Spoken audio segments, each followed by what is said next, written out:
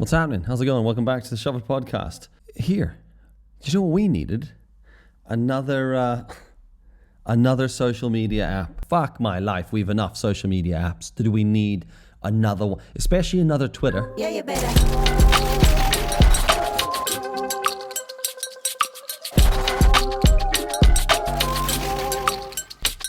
Now, I know, look, there's people out there who absolutely love Twitter. Fair play to you. I don't know where you get the enthusiasm to be on that platform. There's far too much engagement required for that for me.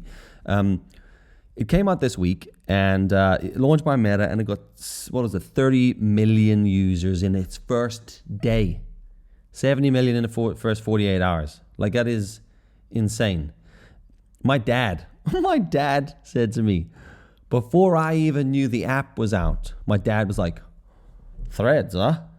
See, they've got 30 million users in their first day. I was like, what are you talking about, dude? And he's like, Threads, the new app from... It's like, sorry, do you know this before me? What the fucking universe is this? What is happening that you know this before me? Took my phone out, there it is. Threads, all over the place.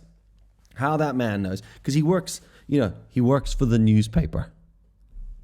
How the fuck did he know about that before me? That's what I want to know. It's popped out there.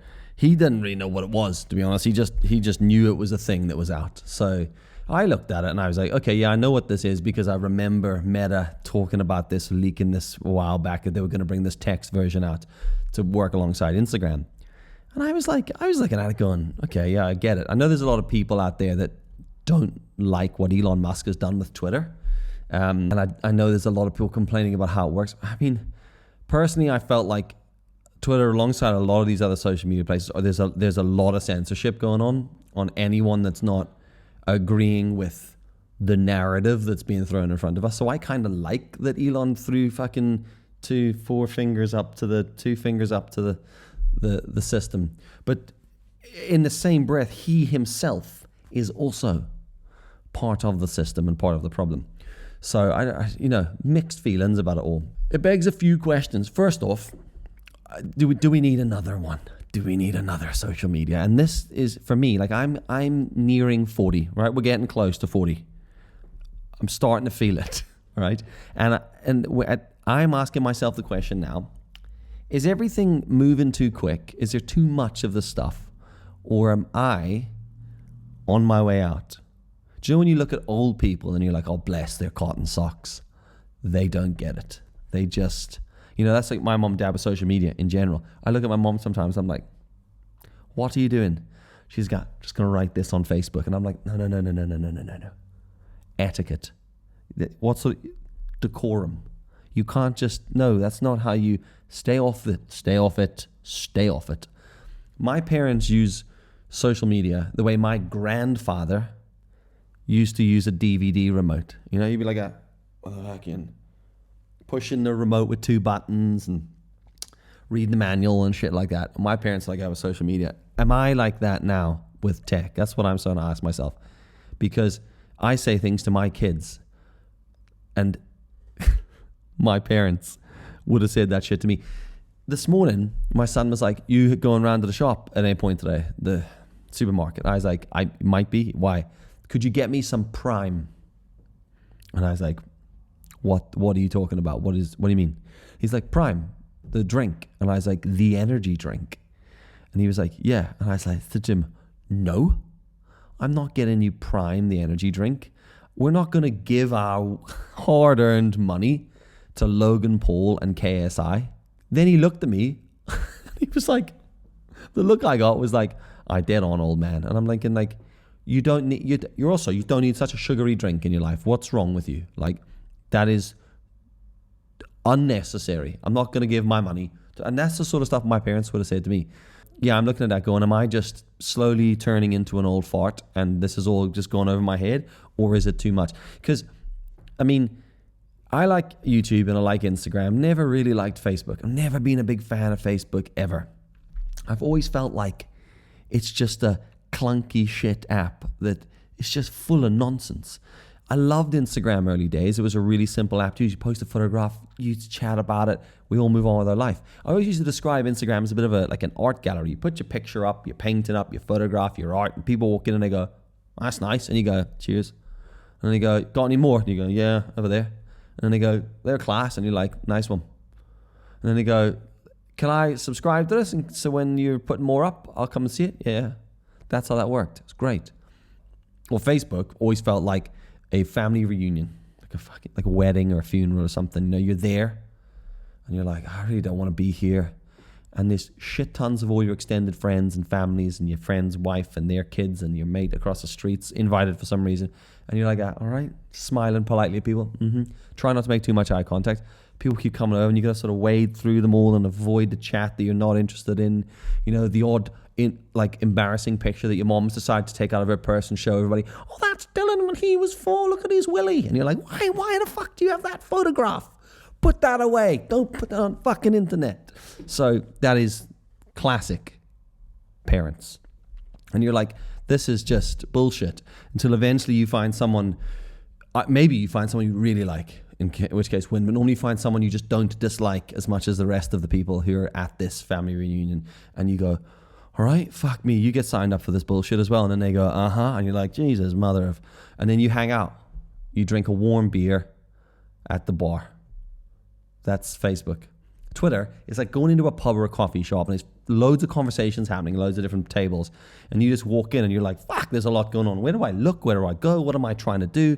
Now, the way not to use Twitter is just to barge in the door of that pub and just shout random shit into the atmosphere. You know, just like, oh, went out today and got a nice suntan, but the beach was a little bit packed. Who thought that was a good idea? And then everyone looks around like, what the fuck's this guy shouting about? Pipe down, fella. We're having a conversation here. No one gives a shit. No one gives a shit. The way to use Twitter is to walk into the bar, have a little nosy about, look around, go, not interested, not interested. Oh, that sounds interesting. Lean in. What are they talking about? Oh, they're at the beach. Wonder what beach they were at. Ask a question. What beach were you at? The one down the street. Oh, class, I was at that one today. No way. Were you? Was it busy? Yeah. And then they could go, oh, who thought that was a good idea? And then you start a conversation. Conversation. That's what it's about. And then they go, have a seat. Fucking sit down. And then you all chat, talk a bit of shit for a bit. That's kind of how Twitter works. That's how I used to always explain these things. Threads is like when there's a small donut shop and you go in all the time and there's a small batch cooked every day and they're super fresh. You can only get them there. You look forward to going in and getting them every single day. Like every single day. As part of your nutritional diet, you get a donut every day. You look forward to going down because there's only a limited amount. They're really, really special. There's a lot of care taken. And you think, this is great. Then one day, they smash a hole through the wall next door and they fucking open the whole donut shop up, right? They turn it into a Barber's. You know who you are. You know who you are, donut shop. All right? Comments below, if this is YouTube, if you know what donut shop I'm talking about. You go, what the fuck are you doing? What are you doing? Why the Barbershop? And then they go, wow, we thought donuts, Barbershop. You're like, we're going to have hair float onto the donuts. Why the fuck are you doing both? Shut that up and just stick to the donuts. That's what's happened. That's what's happened to you with Instagram. Here with Meta, you know? Oh, we've got Instagram. Let's have threads. Let's not have threads. We don't need it. All right? We really don't need it. And I know there's going to be a lot of people going, oh, but Twitter, fuck Elon Musk and all his sort of stuff, and people don't agree with what he's done. And like, fine, I understand all that. Well, first issue a lot of people are talking about is data breaching with threads, what data they're collecting from you. But if you're sitting worrying about data breaching on threads and you're using anything else that Meta own, surprise, you're already getting fucked. And all Threads has got all this control of your data. You don't know what you've signed up. We don't know what we've signed up for. That is the truth. But the reality of it is, it's actually already embedded into Meta's privacy policies. So if you go in and have a look at the privacy policies on Meta, it's across all the fucking apps. Instagram, Facebook, WhatsApp, and now Threads. And each one of them single-handedly is just fingering you up the ass, you know? just slowly spreading you wider. And together, they're just gaping you open, and they're just sticking their head inside, and they're like, oh yeah, look at all this shit. And that's what we're letting them do that. We're bending over, dropping trowel, going, Zuckerberg, stick your head in there and have a look, fella. We are letting that happen. Now, Threads came out, and I was like, do not need this. Do not need it. As I signed up for it. Why? FOMO. Every time a new app comes out, regardless of whether I feel like I need or want that app, I feel like I have to sign up for it in order to get my name. Just in case. Did it with Vero. Vero died a death. Or it was reincarnated as basically itself again. And then what happened? Died again. It's been in a coma for ages. I mean, I can't remember the last thing I posted a Vero. And this happens constantly. Every time these new apps pop up, you're just like, oh fuck, everyone's doing it. Oh, should I? And as like a sheep, we all just go and do it. And I'm guilty of it. I signed up for and got the stupid little number. Why is there a number on Instagram? Why isn't it your name? Why are we a number in this? Think about that, right? We're merely a number in this world. You're sitting and watching, and look, people are talking about the data breach and stuff. Go and have a look at Meta's privacy policies, all right, around what information they collect off you. Not only things like your IP address and your location, but they also track things like the messages you're sending between each other, keystrokes across devices as well. Mouse movements. If you sign into one of their apps on your computer, tracks mouse movements. It's to decide whether or not you're a bot. We're just going to watch what you do with your mouse. Why? Just to make sure you're not a bot. Why don't you fuck off? And the problem here is because these apps are free.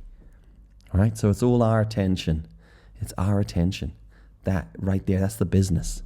That is the business behind all of this. And when you start to think about that, right? When you start to think, these apps are free and we all feel like we have a right to do anything on it. And we all have a right to... Someone said to me the other day that they were like, oh, it's... because I commented about this, ironically, on Threads. Stephen Reed, my buddy Stephen Reed was like, I was complaining about rules, and he was like, oh, but you know, you've been following rules when you go into shops for years. And I was like, yes, I do agree with that. I understand that. If you create an area, you create rules, right? If you open a shop, or you open a coffee shop, or you start an app or a social club or whatever, you should be entitled to make your own rules within reason, right? And you'd be like, if you want to be a part of this, you got to abide by our rules. And I'm fine, totally fine with that. But herein lies the problem. Threads is a part of Meta's world, all right? So where we have things like YouTube, Instagram, Twitter, just take those three, Instagram, Twitter, and YouTube. If we're using all three of those platforms, they're each controlled by a different gatekeeper. All as bad as each other, but at least they're not the same. If we delve into the Facebook's, like the Meta world, right? Because when you download this app and you install it, the UI on Threads is great. It's really familiar. It's really easy to use. It feels like a black and white toned down version of Instagram. It's super familiar, and that's the bit. Really easy. And you sort of go, oh, you know, it's so fucking easy though. It's all linked up. I can share it really nicely. And they do that. And we're like, this is so good. It's so easy. And you're like, whoa. But the problem here is if we're using WhatsApp for our messaging to all our friends, Facebook for all our family memories, our history, our location check-ins, our links to all our other extended family. Then we're using Instagram for our travels, for our art, for our day-to-day stories.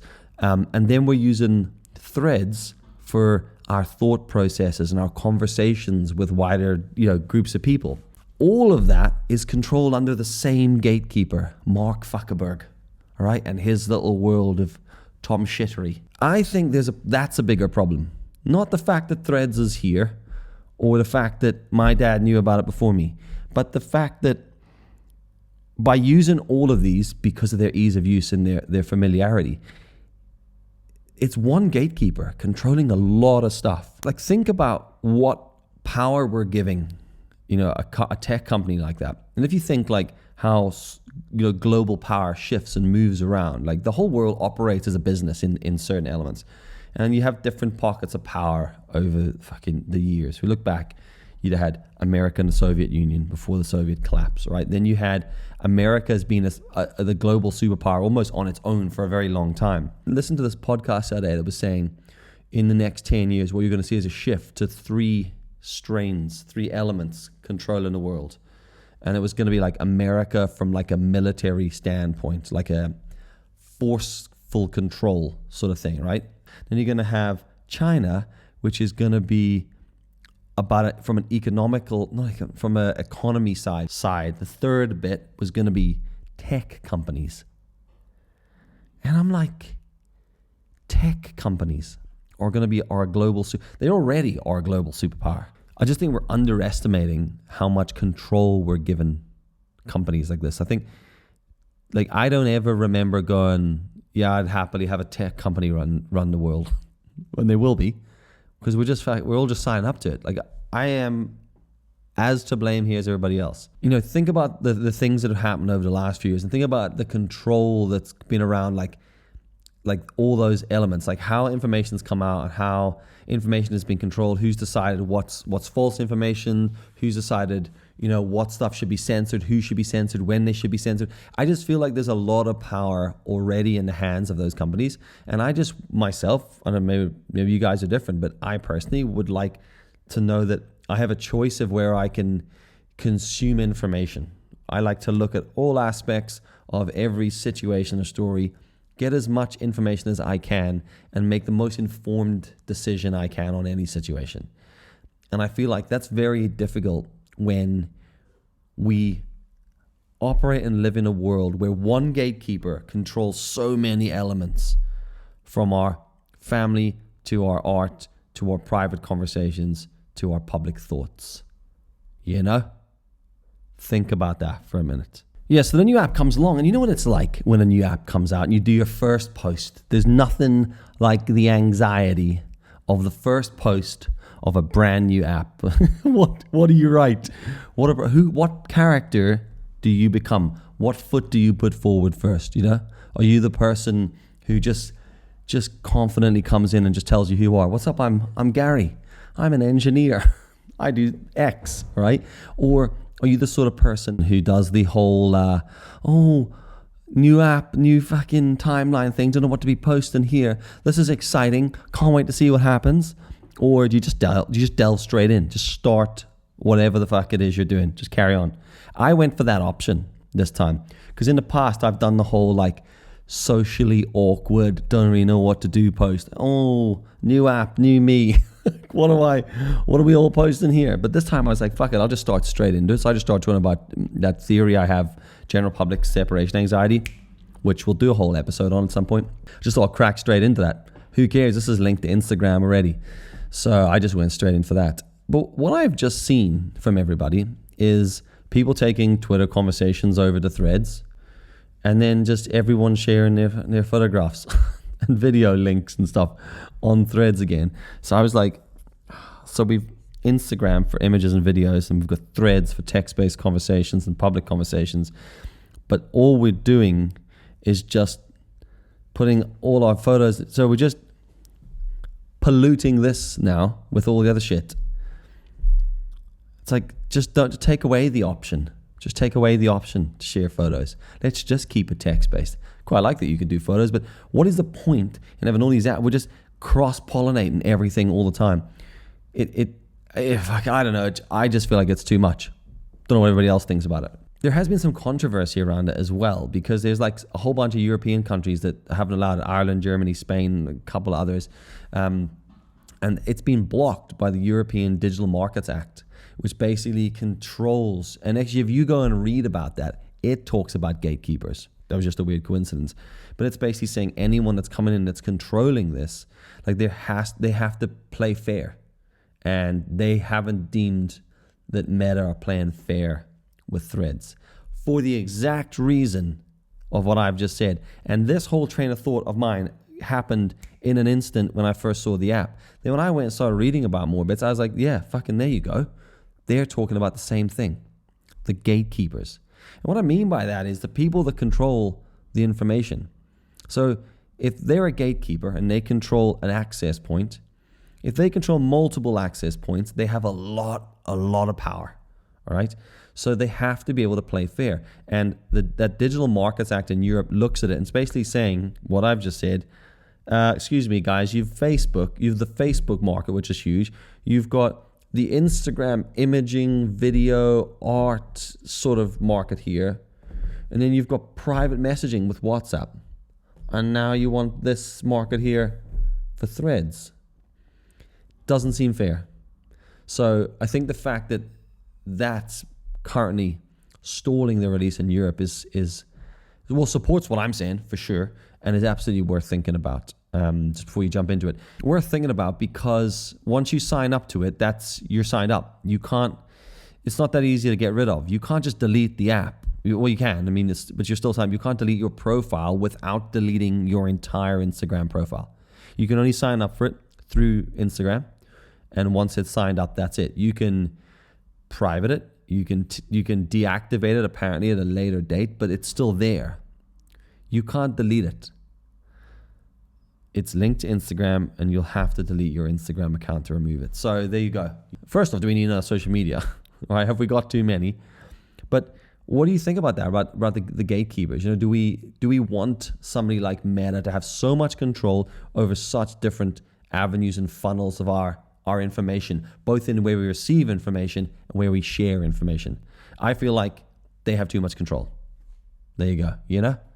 So, dear Mark Zuckerberg and co, get your hands out of my ass and let me live my life, he says, and will not be deleting his Instagram or his WhatsApp. One of the hard things about this is you're just like, fuck, you should just delete all these account, all of it.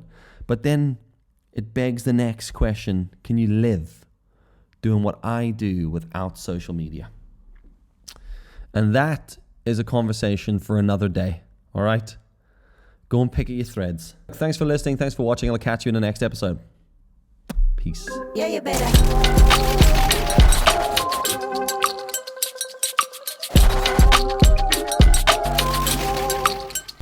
Yeah, you better. That'll do, pig. That'll do.